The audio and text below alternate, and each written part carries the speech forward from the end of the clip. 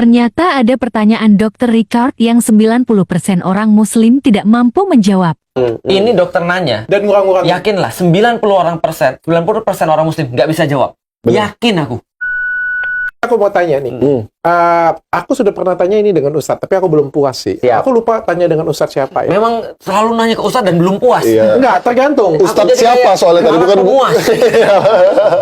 Tergantung. Ada beberapa Ustadz yang memuaskanku jawabannya. Tapi kan nggak semua Ustadz itu punya jawaban yang pas ya. Iya, Bilang kayak gitu punya ya. Tapi yang ini aku agak sedikit kurang sih karena yang aku baca, aku kan sekali lagi aku kan non muslim. Iya. Aku sering membaca mengetahui Islam ini kan dari berita, dari tontonan, Dari teman-teman. dari FYP gitu Dari kan. FYP? Ya, kan salah satu kayak gitu. Emang nggak punya teman Islam? Ada dong, banyak. Tapi kan katanya tuh Al-Quran itu adalah turun dari langit. Dan Iya. semua bahasa Al-Quran itu adalah bahasanya Allah, katanya. Iya. Bahasa Tuhan. Nah, aku pernah bertanya dengan salah satu ustadz juga, siapa sih yang nulis Al-Quran ini? Oke, bagus. Itu Ya kan kalau misalnya kita nggak ngomong, nulis pertama. Bagus. kalau kita ngomong Alkitab, Bagus. siapa yang nulis Alkitab? Bagus. Murid-murid Yesus. Oke, kita ada dong keraguan sebagai manusia, kayak gitu kan. Ada yang dikurang-kurangin nggak nih? Nah, ada yang tambah-tambahin nggak nih? normal dong kita berpikir kayak gitu punya kan. Normal. Terus andai kata dia tulis semua pun, siapa yang nyalinnya, siapa yang nyadurnya, Bagus. siapa yang cetaknya? Karena Bagus. kita tahu sendiri dari nulis pertama, ngetik sampai nyetak itu bisa berubah bos, kayak gitu ngomong kayak gitu punya kan. Nah ini kan juga sama. Kita bahas ke Al-Quran ya. Oke. Al-Quran ini kan yang Sama yang gua pertama tahu kali nyata nih, siapa ya? Benar. yang gue tahu nih, itu kan adalah bahasanya Al-Quran. Apa ini? Apakah Al-Quran itu turun dari langit? Atau dibisikin ke satu Berbentuk orang? buku gitu maksudnya Iya. Pak Dokter? Iya. Oke. Ya kan kalau turun dari Tuhan berarti kan turun dari langit sama kayak Nabi Adam kemarin ya. Benar, ya. Turun dari langit. Nah, Iya. dapat Al-Quran nih dari Tuhan nih sudah jelas nih. Dalam bentuk Atau- cetak gitu ya? Dalam bentuk cetak. Iya. Atau dari Tuhan bagaimana nih dibisikin ke manusia Terus kan? ditulis. Terus ditulis. Ya kan apa buktinya? Itu kan. Nah, aku pengen tanya dengan Luar biasa. Itu pertanyaanku pertanyaanku ketika ketemu Fatih Karim dan aku lebih kasar pada saat itu. Jadi aku ketemu Fatih Karim terus dia bilang gini, ini Al-Quran tidak ada keraguan di dalamnya. Petunjuk bagi orang bertakwa. Aku bilang nggak mungkin. Ini nggak mungkin. Kenapa nggak mungkin? Nggak mungkin Al-Quran itu sempurna.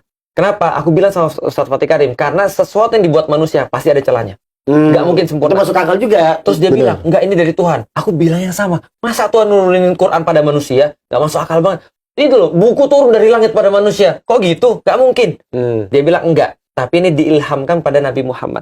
Dalam bahasa Inggris, revelation. Diwahyukan. Nah, ini diilhamkan pada Nabi Muhammad. Bisa jadi diilhamkan itu, revelation itu bisa jadi diilhamkan. Bisa jadi kemudian nanti Jibril yang memberitahu kepada Rasulullah, membacakan kepada Rasulullah, itu bisa jadi. Tapi prosesnya namanya revelation, pewahyuan namanya kan gitu kan ya. Nah, itu konsep memang yang nggak ada di dalam dunia literatur. Karena literatur kan kalau nggak nulis, kalau nggak ya nyalin dan segala macam. Nah, itu yang pertama. Artinya kalau kita bicara tentang Al-Quran, Al-Quran itu memang ya bukan dari manusia. Diksinya bukan dari manusia, dan kemudian kontennya bukan juga dari manusia. Itu sih sebenarnya jawabannya. Tapi ditulis oleh Nabi ditulisnya. Muhammad. Jadi gini, lucunya adalah di Arab tidak ada tradisi tulis-menulis. Sebenarnya tradisi tulis-menulis ini adalah tradisi yang masih eksklusif di zaman itu. Di waktu itu.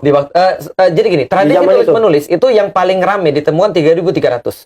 Mesopotamia, Sumeria. Atau yang sekarang lebih awal lagi ya, setelah penemuan Gobekli Tepe itu sudah ada tulisan-tulisan sederhana yang dalam bentuk simbol binatang. Itu yang aku baca terakhir 11.000, kalau Rizko kemarin bilang 30.000. Yang jelas sebelum itulah. Tapi yang jelas tulisan yang asli itu adalah dibuat di Sumeria, Mesopotamia. Yang menarik, pakar political science mengatakan bahwasanya tulisan itu muncul dari politik.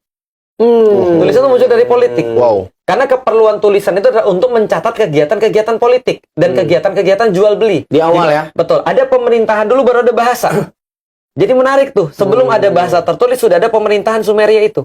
Nah, baru ketika mereka bilang kita kemarin ngirim itu berapa ya? Berapa itu sapi ngangkat berapa gandum ya? Catat deh. Mereka gitu. catat tuh. Nah, muncul catatan itu kan ya. Nah, maka tradisi tulis-menulis eksklusif banget, Dok.